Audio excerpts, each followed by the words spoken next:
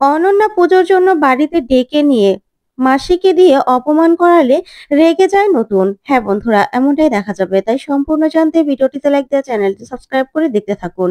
গল্পের শুরুতেই দেখা যাবে নতুন অনন্যাকে বলে, বৌদি তোমাকে কে বলেছে আমি খারাপ আছি? আমি তো সবকিছু জেনে শুনেই মেনে নিয়েছি। আর আমার এসব ভালোও লাগে। আমি না ভালো আছি। তাই তুমি কেন এসব নিয়ে কথা বলছো? আমি তো সেটা বুঝতে পারছি না।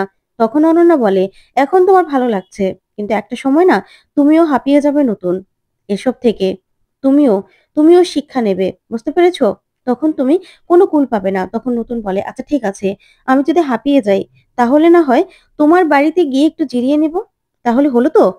পুজোর জন্য নেমন্ত্রণ করতে এসেছো, যাবো। দাদা কেমন আছে? তখন অনন্যা বলে, কেন? তোমার দাদার কথা আমাকে জিজ্ঞাসা করছো কেন? তুমি এখান থেকে এখানে তোমার দাদার খবরও রাখতে পারো না নতুন? তখন তো নতুন এই কথা শুনে অবাক হয়। তখন অনন্যা বলে, তোমার দাদা আর আমি কত বড় একটা ঝড়-ঝাপটা সামলালাম। তারপরেও একদিনের জন্য মনে হলো না যে তুমি ওই বাড়িতে যাবে। আর তোমার বউ, সে তো আমার সঙ্গে যোগাযোগও রাখে না। তখন নতুন বলে, শোনো বৌদি, আমার সঙ্গে না দাদার সবসময় যোগাযোগ হয়। হয় আমার ইনস্টিটিউটে, না হয় দাদার ইনস্টিটিউটে, আবার ক্যাফেতেও। আমাদের ২ ভাইয়ের কিন্তু ঠিকই দেখা হয়। তখন অনন্যা বলে, কই আমি তো জানি না। তখন নতুন বলে, হয়তোবা দাদা তোমাকে কিছু বলেনি। কিন্তু এই যে আমি তো বললাম আমাদের ২ ভাইয়ের সম্পর্ক না ঠিক একই রকম আছে। তাই তোমাকে আমাদের সম্পর্ক নিয়ে চিন্তা করতে হবে না। তখন অনন্যা বলে, কিন্তু তোমার বউ? সে তো আমার সঙ্গে কোনো সম্পর্কই রাখে না। আমি তো তার বড় জা। সে তো আমার সঙ্গে দেখা করতে যেতে পারে। তার তো কোনো বাধা নেই। কিন্তু কই, তোমার বউ কি একবারও গেছে আমার সঙ্গে দেখা করতে? বা ও বাড়িতে এখনো পা রেখেছে? সে তো তার নিজের ছেলে-মেয়েদের, নিজের আগের সংসার নিয়ে ব্যস্ত। তখন কমলিনী বলে, দেখো অনন্যাদি, আমি যেতেই পারি। তবে অনেকবার ওকে বলেছিলাম, ও সময় পায় না, তাই আমাকে নিয়ে যায় না। তবে আমি একা যেতেই পারতাম। কিন্তু তুমি তো আমাকে খুব একটা পছন্দ করো না। সেজন্য না আমি একা যাইনি। তখন এই কথা শুনে অনন্যা অবাক হয়। তখন কমলিনী বলে, ঠিক আছে, পুজোতে আমি ঠিক যাব। তখনই অনন্যা বলে, শোনো কমলিনী, অন্যের অজুহাত দিও না। তোমার যদি যাওয়ার ইচ্ছে থাকতো তাহলে তুমি ঠিক যেতে। এখন তো আমরা যা, তাই না? এখন তো তোমাকে না পছন্দ করার মতো কিছু নেই। আর পছন্দ না করলেও তোমাকে মেনে তো নিতেই হবে। ঠিক আছে, তাহলে আজকের জন্য উঠি। পুজোতে ঠিকই সবাইকে নিয়ে যাবে। ঠিক আছে, আমি সবাইকে নেমন্ত্রণ করে গেলাম। কুর্চিকেও বলে দিও। তখন কমলিনী বলে, ঠিক আছে। তখন অনন্যা বলে, সরি গো, তোমাদের পার্সোনাল স্পেসে আমি ঢুকে পড়েছিলাম। কিন্তু তুমি ৩ বাচ্চার মা হয়েও এখনো যে এতটা, এতটা উচ্ছ্বাস থাকবে তোমার, সেটা না আমি বুঝতে পারিনি। সরি। সেজন্য আমি দুঃখিত। আমি এইভাবে তোমাদের ব্যক্তিগত সময়গুলো নষ্ট করলাম। তোমাকে এইভাবে তোমাদেরকে আমি বিরক্ত করলাম। তখন তো নতুন এই কথা শুনে প্রচন্ডভাবে রেগে যায়। তখন অনন্যা বলে, আমি সত্যিই ভাবতে পারিনি যে ৩ বাচ্চার মা হয়েও তুমি এত কিছু করতে পারো। নিজের স্বামীকে নিয়ে একদম কম বয়সের মানুষদের মতো এরকম একটা ভাব করবে আমি বুঝতেই পারিনি। তখন কমলিনী প্রচন্ডভাবে রেগে যায় আর বলে, অনন্যাদি, তুমি এসব কথা আমাকে একদম বলতে পারো না। তখন নতুন বলে, ছাড়ো না কমলিনী, সব কথার যে জবাব দিতে হবে এমন কোনো কথা আছে? আর সব কথা না শুনতেও নেই। তাই তোমাকে এসব কথা শুনতে হবে না। তুমি যাও, বৌদিকে গিয়ে এগিয়ে দিয়ে এসো। তখন ভালো করে নতুনের কাছে জব্দ হয় অনন্যা। তখন অনন্যা আর কিছুই বলার মুখ থাকে না। তারপরে কমলিনী বলে, ঠিক আছে। এই বলে অনন্যাকে এগিয়ে দিয়ে আসতে যায়। ওইদিকে দেখা যাবে অয়নদীপ। অয়নদীপ নাটক করে কুর্চিকে আটকে দেয়। তখন অয়নদীপ বলে, ব্যথাটা এখন একটু কমছে মনে হচ্ছে। তখনই সুলক্ষণা বলে, মানে কি বাবা? এত তাড়াতাড়ি কমলে কি করে হবে? তখন কুচি বলে, মানে এত তাড়াতাড়ি কমলে মানে? তখন সুলক্ষণা বলে, না না মা, আমার মনে হচ্ছে বাবা মিথ্যে কথা বলছে। না হলে এত তাড়াতাড়ি কি আর ব্যথা কমে যেতে পারে? এত এত জোরে একটা বুক ব্যথা উঠলে এত তাড়াতাড়ি তো কমার কথা নয় মা। তার জন্যই আমি বলছিলাম। তখনই ডাবলু বলে, হ্যাঁ হ্যাঁ, তাই তো। তখনই অয়নদীপ বলে, না না, এখন বুকের ব্যথাটা একটু কমেছে, আমি উঠে বসি। তারপরেই করছি। উঠে বসিয়ে দেয় অয়নদীপকে। তারপরে কুচি বলে, না, এবার আমাকেই আমাকেই তোমার চিকিৎসার দায়িত্ব নিতে হবে। ব্যথাটা এখন কমেছে না? তারপরে ডাবলুকে কুচি বলে, আচ্ছা ডাবলু, তুমি না কোন ডক্টর ঘাসনবী নাকি, যার নাম বললে, তাকে খবর দাও না, আমি ওনার সঙ্গে কথা বলবো। ওনাকে নিয়ে এসো। তখন ডাবলু বলে, না না মা, আসলে ওই ডক্টরকে না সবসময় পাওয়া যায় না। তাই আমি বরং ওই ডক্টরের সঙ্গে দেখা করব। উনি কোনো ওষুধ দিলে বাবাকে খাইয়ে দিব। তখন নয়নদীপ বলে, ওষুধ? তখন ডাবলু বলে, হ্যাঁ বাবা, ওষুধ তো খেতেই হবে। তখন অয়নদীপ বলে, আমাকে কে খাইয়ে দেবে ওষুধ? তখন সুলক্ষণা বলে, কেন বাবা, আমি খাইয়ে দেবো আপনাকে। তখনই কুর্চি বলে, এই শোনো, নাটক করো না তো, একদম নাটক করো না। এখন থেকে আমি তোমার দায়িত্ব নেব, সব চিকিৎসা সবকিছু আমি করাবো। তখন অয়নদীপ বলে, কেন? তুমি তো তোমার বাবার বাড়িতে যাবে, তাহলে তুমি কি করে আমার চিকিৎসা করাবে? তখন কুর্চি নিজের ব্যাগপত্রগুলো সুলক্ষণা আর ডাবলুকে দিয়ে দেয় আর বলে, এই ব্যাগপত্রগুলো সরাও তো। তারপরেই দেখা যাবে কুর্চি বলে, না, আমি কোথাও যাচ্ছি না। তারপর ডাবলু বলে, আচ্ছা ঠিক আছে, মা এখন কোথাও যাবে না। তখন সুলক্ষণা বলে, হ্যাঁ তাই তো বাবা, আপনার বুকে এত ব্যথা, আপনি কিন্তু আমাদের বলেননি আগে, আমরা কিন্তু খুব রাগ করেছি। তখন অয়নদীপ বলে, আচ্ছা সব কথা কি একসঙ্গে বলে দিলে হয় নাকি? আস্তে আস্তে বলতে হয়। তারপর ডাবলু আর সুলক্ষণা গেলেই অয়নদীপ বলে, আচ্ছা আমি একটু ঘুমিয়ে নেই আমার বউয়ের কোলে। তখন তো কুর্চি অয়নদীপের কাণ্ড দেখে অবাক হয়। ওইদিকে দেখা যাবে মিঠি একা একা রাস্তা দিয়ে হাঁটছিল। তখনই সেখানে গাড়ি নিয়ে হাজির হয় কিষাণু। তারপরে কিষাণু এসেই মিঠিকে বলে, উঠে এসো, গাড়িতে উঠে এসো। তখন তো মিঠি কিষাণুকে দেখে চমকে যায় আর বলে, তুমি এখানে কি করছো? আর আমি কি বলেছি নাকি তোমার গাড়িতে আমি উঠবো? তখন কিষাণু গাড়ি থেকে নেমে আসে আর এসেই বলে, হ্যাঁ আমি তো এদিক দিয়ে যাচ্ছিলাম, আর আমার এখন কাজও নেই, তাই তুমি যেখানে যাবে তোমাকে পৌঁছে দেবো। তখন মিঠি বলে, আমি যেখানে যাব তুমি সেখানে যেতে পারবে না। তখন কিষাণু বলে, কেন? তুমি কোথায় যাবে? তখন মিঠি বলে, আমার বয়ফ্রেন্ডের সঙ্গে আমি দেখা করতে যাব। তাই তুমি তুমি কি করে যাবে বলো তো? আমার বয়ফ্রেন্ডের সঙ্গে দেখা করতে কি তুমি যেতে পারবে নাকি? তখন কিষাণু বলে, কেন? আবার তুমি বয়ফ্রেন্ড জুটিয়ে ফেলেছো? তখন মিঠি বলে, মানে এটা কেমন কথা? তখন কিষাণু বলে, না আমি তো শুনেছিলাম যে তোমার বয়ফ্রেন্ডের পাট নাকি চুকে গেছে, তাই তোমাকে জিজ্ঞাসা করলাম। তখন মিঠি বলে, মানে কি বলতে চাও তুমি? তখন কিষাণু বলে, না প্লুটো নামে কে যেন ছিল না, যার সঙ্গে তোমার সম্পর্ক ছিল, তারপরে তুমি হেরে গিয়ে। তখন মিঠি বলে, খবরদার, আমার পার্সোনাল ব্যাপারে একদম কথা বলবে না। তোমাকে এসব কে বলেছে, হ্যাঁ? আমার ব্যাপারে তুমি এইসব কথা কোথা থেকে জানতে পারলে? তখন কিষাণু বলে, আর কোথা থেকে জানবো বলো তো? তোমার বাড়ির লোকদের কাছ থেকেই তো জানতে পেরেছি। আমার স্যার, সেই তো বলেছে সবটা। তখন মিঠি প্রচন্ডভাবে রেগে যায়। তারপরে কিষাণু বলে, রাগ করছো কেন? আমি যেটা সত্যি সেটাই তো বললাম। তারপরে আবার বয়ফ্রেন্ড জুটিয়ে ফেলেছো? আমি তো বুঝতে পারছি না। তাহলে চলো, আমি তোমাকে সেখানে বরং দিয়ে আসি। তখন মিঠি বলে, না, দরকার নেই, আমারটা আমি একাই যেতে পারবো। তখন কিষাণু বলে, কেন? তুমি একা যাবে কেন? আমি যখন দায়িত্ব নিয়েছি তোমাকে আমি পৌঁছে দেব, তাহলে তো আমাকে যেতেই হবে। তখন মিঠি বলে, মানে তুমি দায়িত্ব নিয়েছো মানে? তখন কিষাণু বলে, হ্যাঁ, তোমার তো আজকে ইন্টারভিউ আছে, তাই না? তুমি সেখানেই যাবে, আমি জানি তো। তাহলে চলো, আমি তোমাকে গিয়ে পৌঁছে দিয়ে আসবো। তখন মিঠি বলে, না, তোমার যাওয়ার দরকার নেই। আর তুমি কি করে জানলে যে আমার ইন্টারভিউ আছে? তোমাকে কে বলেছে? হ্যাঁ, কে বলেছে তোমাকে?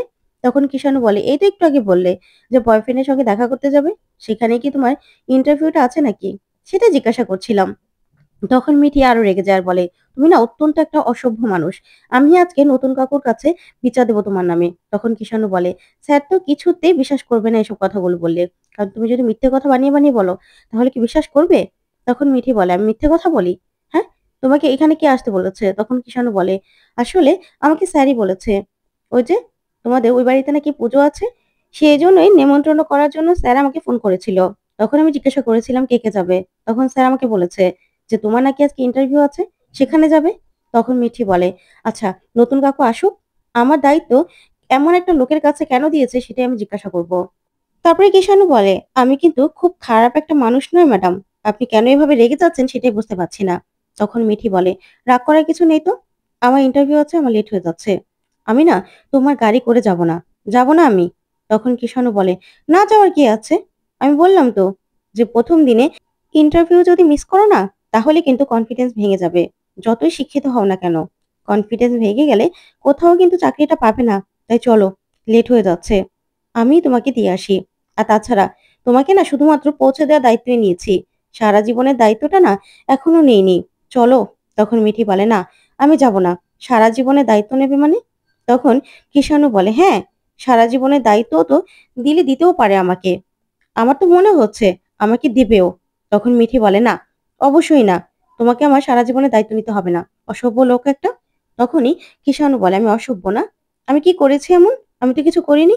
তখন মিঠি বলে, তোমার সঙ্গে না আমার কোনো কথা বলার কোনো ইচ্ছে নেই।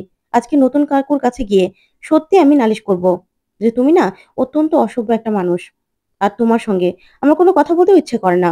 তখন কিষাণু বলে, শোনো, চলো চলো, তাড়াতাড়ি করে চলো, না হলে তোমার লেট হয়ে যাবে, আর লেট হয়ে গেলে কিন্তু ভালো হবে না, ব্যাপারটা খারাপ দেখাবে। তাই চলো, আমি কিন্তু খুব একটা খারাপ গাড়ি চালাই না। তখন এই নিয়ে মিঠিকে অনেকভাবে বোঝানোর চেষ্টা করে যে মিঠিকে কিষাণু ভালোবাসে। কিন্তু মিঠি প্রচন্ডভাবে রেগে যায় কিষাণুর উপর। তখন কিষাণু কিছুতেই মিঠিকে ছাড়ে না। বলে যে গাড়িতে উঠতেই হবে। তখন মিঠি বলে, "না, আমি তোমার গাড়িতে কেন উঠবো?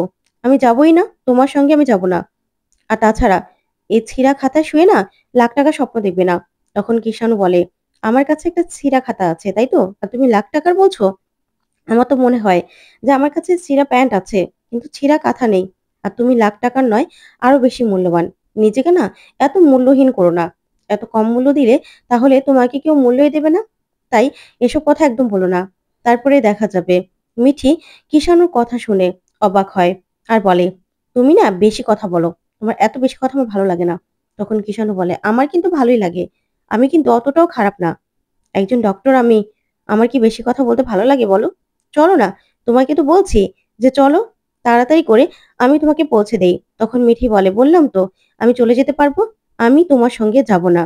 তখন কিষাণু বলে, "স্যার যদি জানতে পারে তাহলে কিন্তু আমার উপর খুব রাগ করবে যে আমি তোমাকে পৌঁছে দিইনি।